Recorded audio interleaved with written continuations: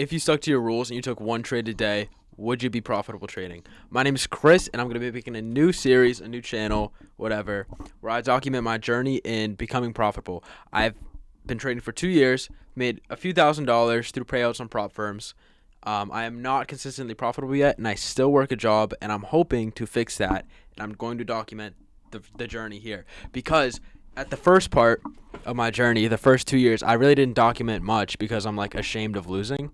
But now it's cool, and I really wish I did. So now we're gonna do kind of the mid-game part, and hopefully the goal would be to document and have like an authentic view of going from unprofitable to profitable and how the transition and seeing it in real time happen for myself. So I'm not making this for you to help you, because don't take advice from me because I'm not profitable. I'm really making this for me because one, documenting it, it'll make it easier to be accountable for me. Second of all, I can build a brand while I'm getting better at trading. Another benefit for me. Third of all, I have a website. I have a journaling website which you should install right now. So I have a selling point. I'm doing it for my brand, and I'm doing it because I think it'll actually help me in my journey. So don't take advice. This is like a documentation thing. So with that out of the way, I'll be bringing stuff I learned, stuff I'm improving, stuff like really like profound realizations I've had.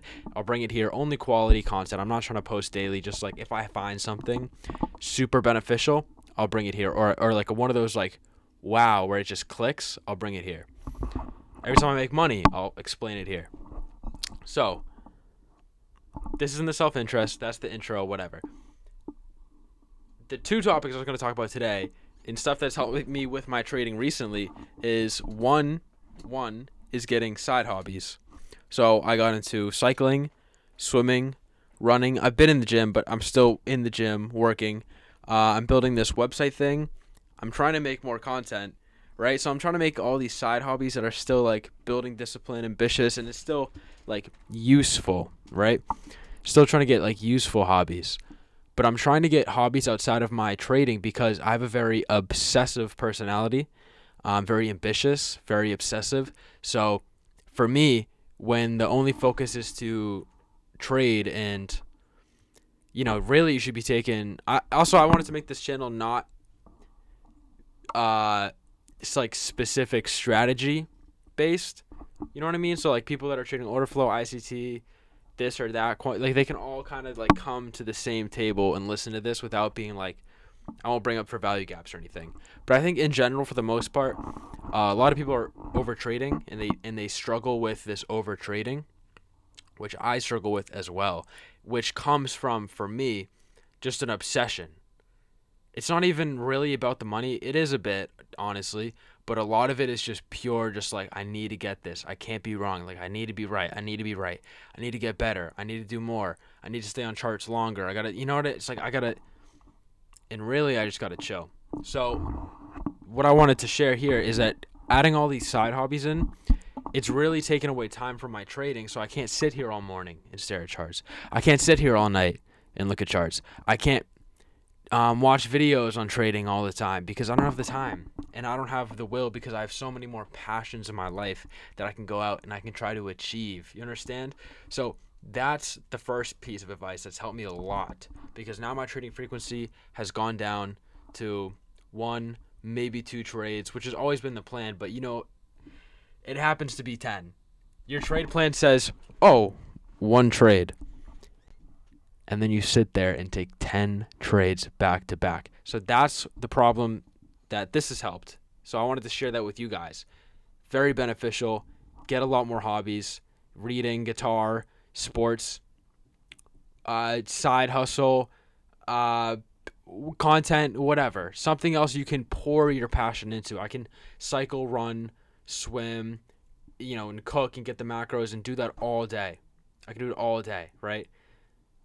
Because you don't really tire out with cycling. You can kind of just keep going, and you need to, like, the more you do it, the more you need to eat. So it's really just like you kind of get out what you put in. Whereas lifting, it's kind of limited to like a lift per day.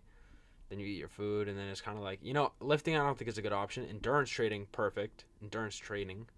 And then also, I think I think endurance trading is one because it takes up a lot of time. But second of all, and it builds your mind, your discipline. But second of all, I think a side hobby, Freudian slip, would be beneficial. Whether it's drop shipping, whether it's content, whether it's this AI, whatever it is. I think that's important to go after.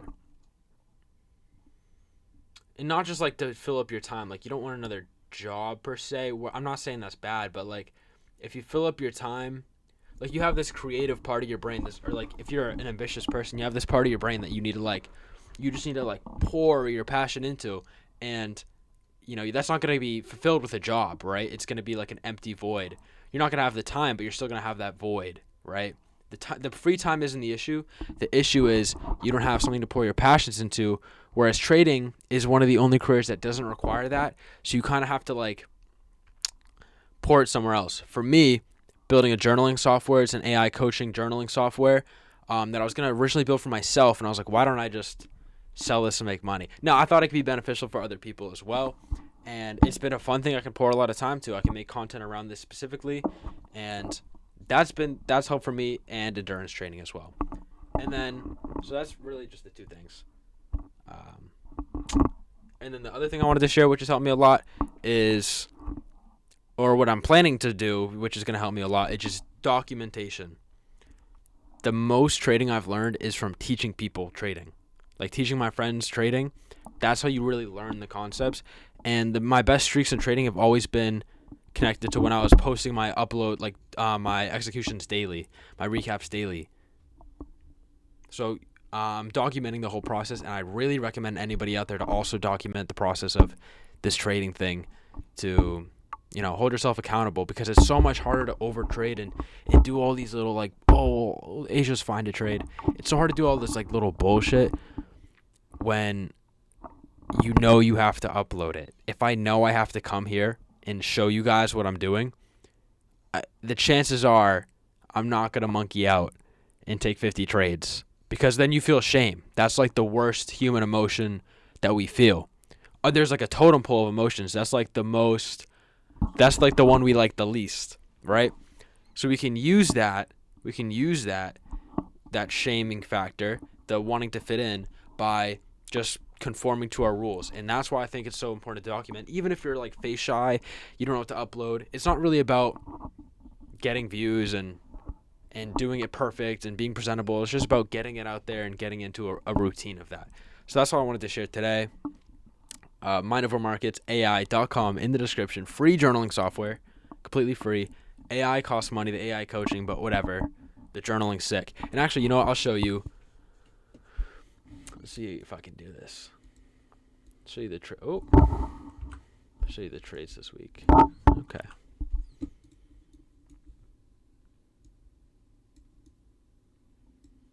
All right, so this is the my AI, right? So this is like Thursday. So I have 3 Tradeify select evals.